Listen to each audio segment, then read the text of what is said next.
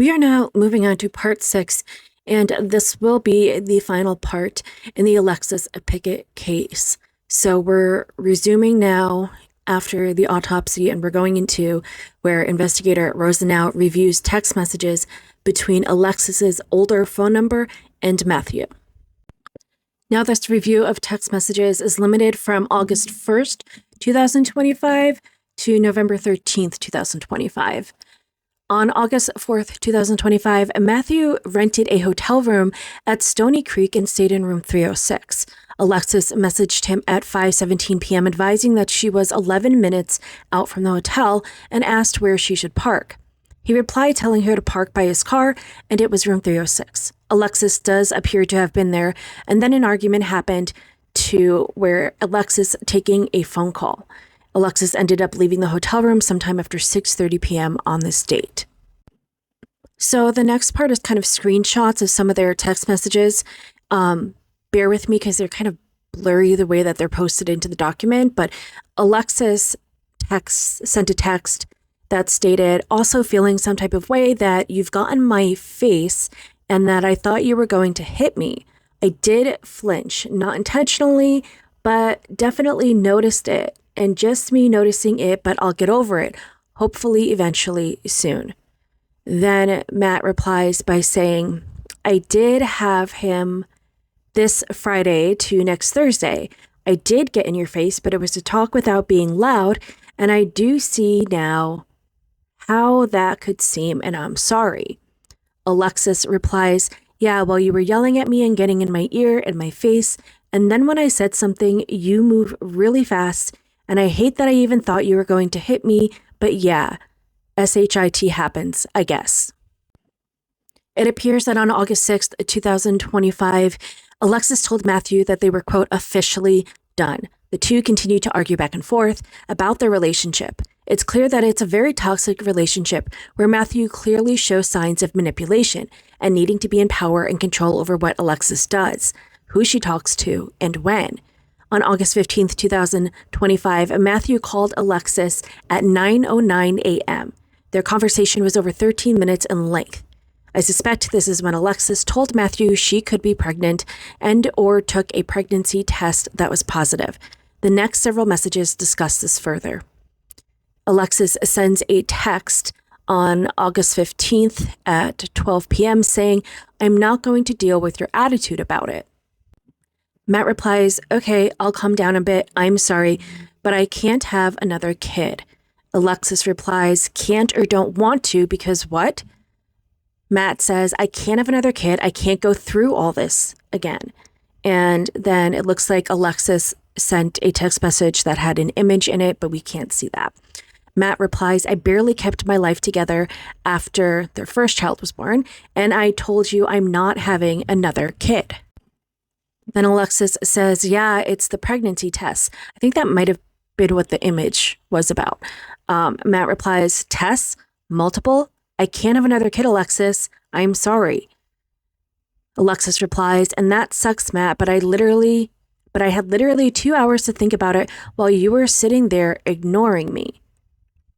Alexis goes on to say, it's not that you can't have another kid. It's because you don't want to have another kid. Alexis continues to text saying, ooh, I know what you're trying to do. You're trying to stress me into a miscarriage, LMAO. How about this? If you want the baby gone so bad, how about you drive all the way out here and physically do it if it means that much to you? Sorry, that was out of pocket. Not really. I'm not really sorry. Alexis is still texting and says, let's see if you can live with yourself. Then actually you probably could. So let me shut up. Because it's all about you and your family. Can't forget about your family, right? Matt replies, I'm going to do what I feel I need to do. You aren't going to change your mind, it seems, and neither am I. Alexis continues to text saying, and exactly what are you going to do? Spike my drink, LOL, with the plan B? I'll remember not to drink anything that you give me. Well, tell me, what are you going to do? Because that sounds like a threat. You keep saying that if I'm not going to change my mind, you know what you need to do. What are you going to do, Matt? I'd really love to know. Spike my drink with plan B? Don't know what else there is. After several additional messages shared, Alexis sent the following on August 17th, 2025 at 12:22 p.m. I've thought about it a lot and I'll terminate the pregnancy, like 100% serious, if you can do me one favor. I want you to come to my house, get on your knees, put your hands together like you're begging, and I want it to be recorded too. Put a recorder right on your face, and I want you to say these words, a message for, and it's their first child's initials. When he gets older, I can show it to him. You're going to say, I'm sorry that I love my family more than I love you.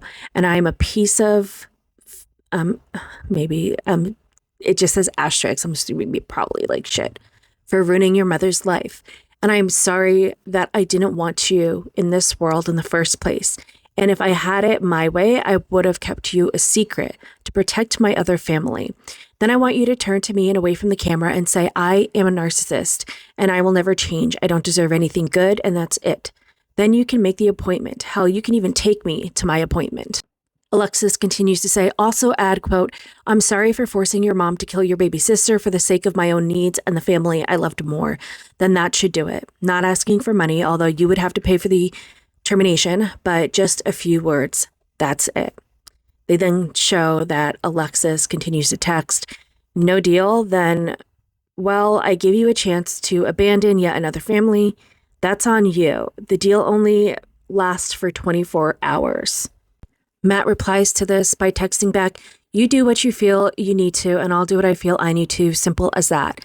Alexis replied, so no more begging like a little puppy dog, because it was effing sad, almost made me feel bad for you.